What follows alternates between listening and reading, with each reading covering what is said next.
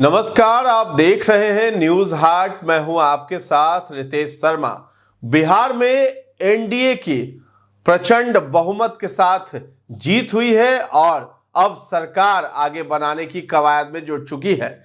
लेकिन इस बीच जो है प्रशांत किशोर की पार्टी भी जोर शोर से बिहार के विधानसभा चुनाव में उतरी तो थी, लेकिन जब रिजल्ट आया तो उसको मिल रहे जमीनी समर्थन की कलई भी खुल गई। विधानसभा चुनाव के परिणाम आए तो जनसुराज पार्टी एक भी सीट जीतने में कामयाब नहीं हो पाई है। विधानसभा चुनाव 2025 में प्रशांत किशोर की पार्टी जनसुराज को गेम चेंजर कहा जा रहा था, लेकिन मतगणना के दिन इस पार्टी का सुपड़ा साफ ही हो चला है। चुनावी रणनीतिकार रहे प्रशांत किशोर ने बिहार में 3 साल तक पदयात्रा की। उन्होंने 2 अक्टूबर 2022 से पदयात्रा शुरू की थी। पीके बिहार विधानसभा चुनाव 2025 तक लगातार बिहार की जमीन पर पसीना बहाते हुए भी नजर आए। प्रशांत किशोर ने चुनाव प्रचार के दौरान रोजगार, बेरोजगारी, पलायन, स्कूलों और अस्पतालों की बदहाली का मुद्दा भी जोर शोर से उठाया था। प्रशांत किशोर बिहार के ही रहने वाले हैं। उन्हें लगा था कि बिहार के लोग उनकी बातों और वादों के आधार पर वोट जरूर देंगे। प्रशांत किशोर की इस उम्मीद को लेकिन गहरा झटका लगा है। बीते 6 महीने में कुछ बयान है, यानी कि 3 बयान जो है जनसुराज के सूत्रधार प्रशांत किशोर ने 100 से ज्यादा बार दिए हैं। कभी लिखकर तो कभी बोलकर ऐसा दावा करते हुए दिखाई दिए। 6 साल में 6 सीएम बनवाने वाला यह शख्स जब खुद बिहार जीतने निकला तो एक भी सीट नहीं जीत पाया है। 1 करोड़ से ज्यादा सदस्यों का दावा करने वाली जनसुराज पार्टी को महज 10 लाख वोट भी नहीं मिले। 238 सीटों पर कैंडिडेट उतारे, उसमें से 233 सीटें मतलब 98% सीटों पर जमानत जब्त हो गई है। सभी प्रत्याशियों की जमानत जब्त हो गई है प्रशांत किशोर की जनसुराज पार्टी के प्रदर्शन की बात करें तो 238 में से 233 कैंडिडेट मतलब 98% की जमानत जब्त हुई। पार्टी एक सीट मढ़ौरा पर दूसरे नंबर तक पहुंच पाई, वो भी तब जब एनडीए के प्रत्याशी का नामांकन खारिज हो गया था। आपको स्क्रीन पर भी दिखाई दे रहा होगा, जितने भी कैंडिडेट्स हैं उनमें 98% कैंडिडेट्स की जमानत जब्त हो चली है। तो अब सबसे पहले आपको बता दें कि जमानत जब्त होना किसे कहते हैं। दरअसल हर चुनाव लड़ने के लिए उम्मीदवार को एक तय रकम चुनाव आयोग के पास जमा करवानी होती है। इसे ही जमानत राशि कहा जाता है। जब कोई उम्मीदवार चुनाव में तय वोट हासिल नहीं कर पाता है तो ये राशि चुनाव आयोग के पास जमा होती है। इसे ही जमानत जब्त होना कहते हैं। चाहे पंचायत का चुनाव लड़ना हो या फिर विधानसभा या लोकसभा का या फिर राष्ट्रपति का ही चुनाव क्यों ना हो, हर चुनाव के लिए जमानत राशि जमा करवानी होती है। हर चुनाव के लिए अलग अलग जमानत राशि होती है। जमानत राशि का प्रावधान जनप्रतिनिधि कानून में किया गया है। चुनाव आयोग के मुताबिक लोकसभा चुनाव लड़ने के लिए सामान्य वर्ग के उम्मीदवार को 25,000 रुपए जमा करवाने होते हैं। SC ST वर्ग के उम्मीदवार को लोकसभा चुनाव लड़ने के लिए 12,500 रुपए जमा करवाने पड़ते हैं।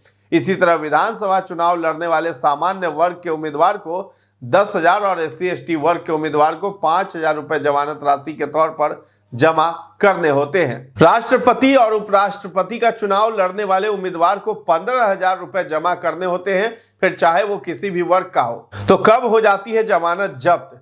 चुनाव आयोग के मुताबिक जब किसी उम्मीदवार को सीट पर पड़े कुल वोटों का 1/6 यानी 16.6% से कम वोट मिलते हैं तो उसकी जमानत जब्त कर ली जाती है।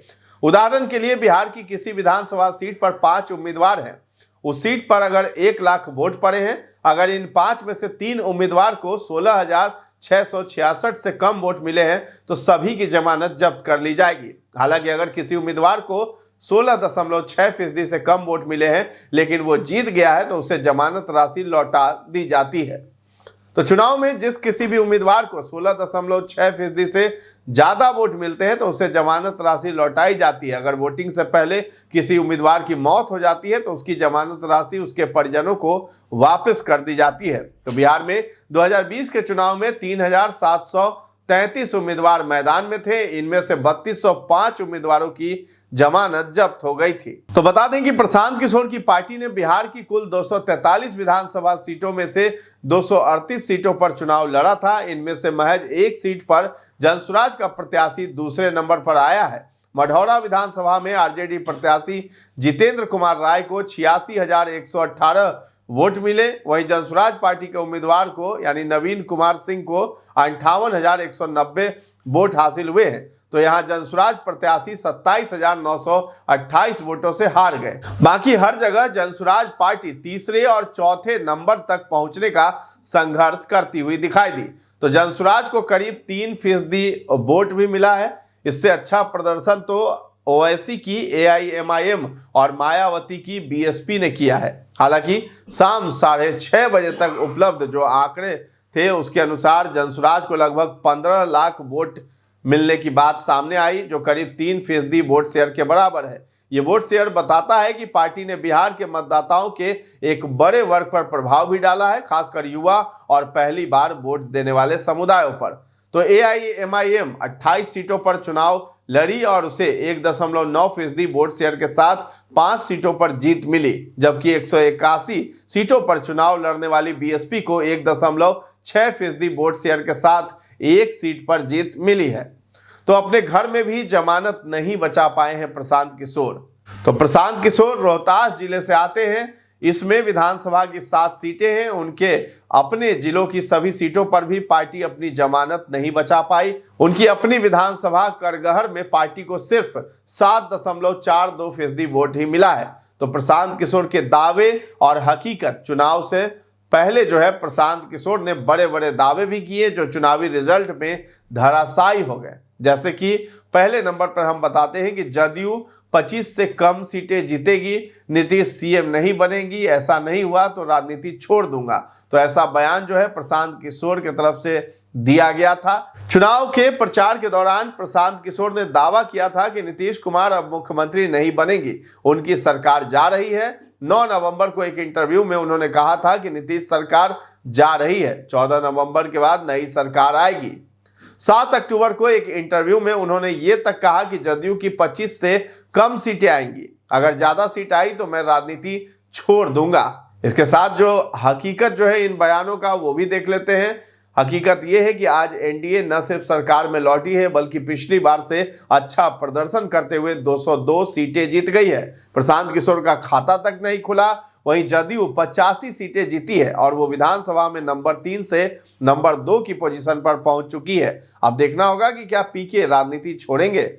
दूसरा बयान था जनसुराज को 130 सीटें मिली तो भी मैं अपनी हार मानूंगा। तो ऐसा प्रशांत किशोर ने कहा था। दरअसल सितंबर महीने में प्रशांत किशोर ने कई मौकों पर यह कहा कि 2025 में बिहार इतिहास रचेगा, जनसुराज पार्टी की सरकार बनेगी, अगर 125 से 130 सीटें आई तो इसे भी मैं अपनी हार मानूंगा। हकीकत ये रही कि जनसुराज का खाता भी नहीं खुला, 98% प्रत्याशियों की जमानत भी जब्त हो गई।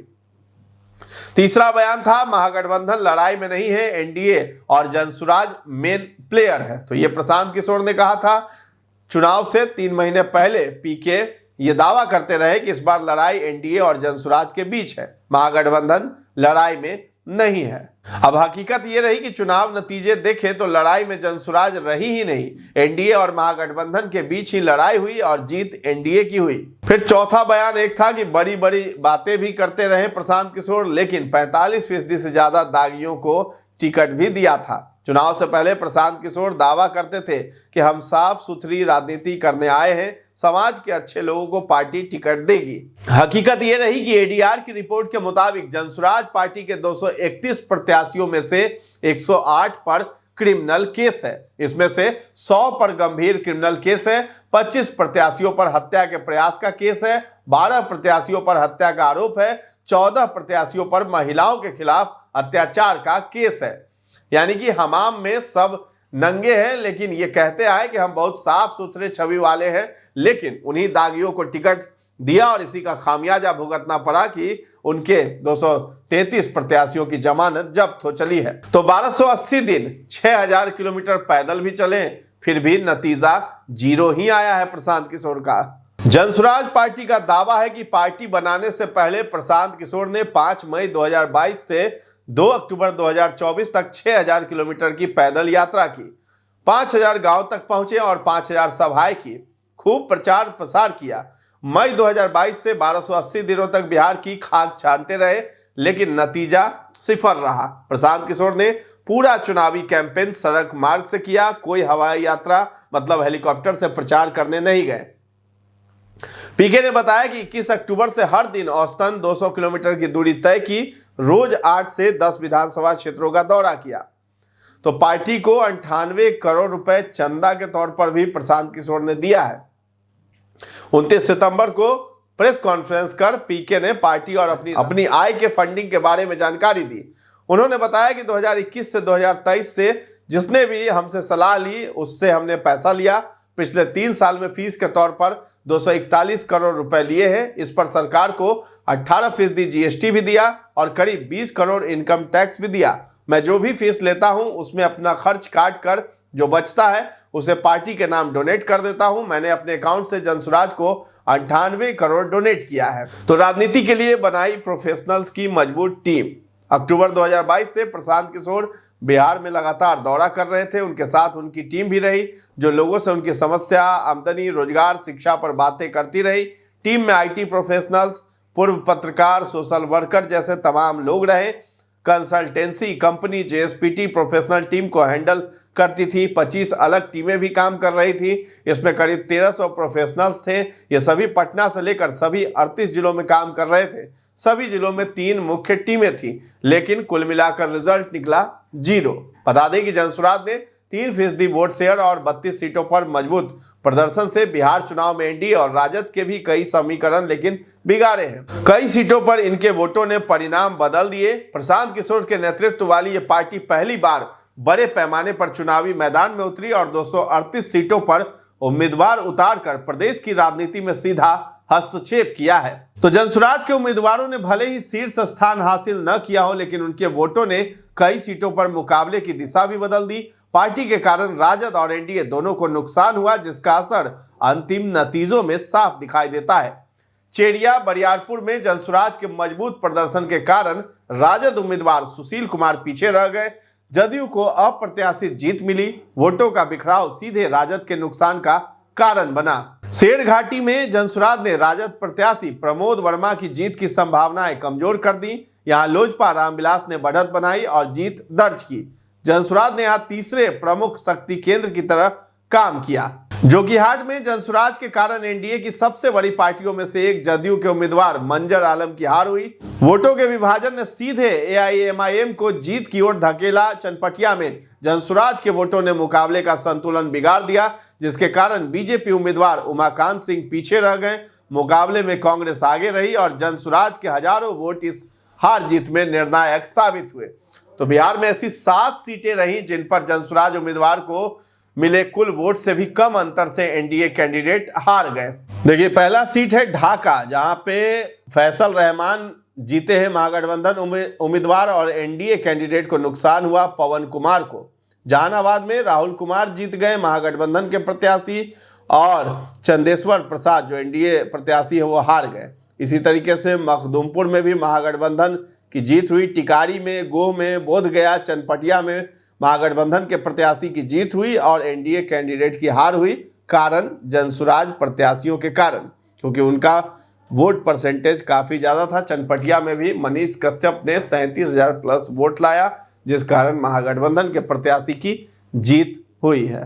गौरतलब है कि जनसुराज पार्टी के संस्थापक प्रशांत किशोर ने बिहार विधानसभा चुनाव से पहले ऐलान किया था कि उनकी पार्टी या तो अर्श पर होगी या फर्श पर, बीच का रास्ता नहीं होगा। उन्होंने कहा था कि या तो उनकी पार्टी 150 से ज्यादा सीटें जीतेगी या फिर 10 से भी कम। पीके ने चुनाव प्रचार के दौरान जनसुराज को नए बिहार की आवाज बताया था। उन्होंने जनसुराज पार्टी को बिहार की राजनीति का गेम चेंजर बताया था, लेकिन ऐसा होता नहीं दिख रहा है। प्रशांत किशोर की रैलियों में उमड़ी भीड़ वोट में तब्दील नहीं हो सकी। प्रशांत किशोर ने दावा किया था कि नीतीश कुमार की पार्टी जदयू 25 से ज्यादा सीटें नहीं जीत पाएगी और यदि इससे अधिक सीटें जीती तो वो राजनीति छोड़ देंगे। जदयू को बम्पर जीत मिल रही है। अब देखना है कि इस चुनाव में बेहद खराब प्रदर्शन के बावजूद पीके, उनकी पार्टी जो है जनसुराज, बिहार की राजनीति में बनी रहती है या नहीं। तो फिलहाल इस खबर में इतना ही है। न्यूज़ हाट के साथ बने रहें और अभी तक हमारे चैनल को आपने सब्सक्राइब नहीं किया है तो जरूर कर लें। धन्यवाद।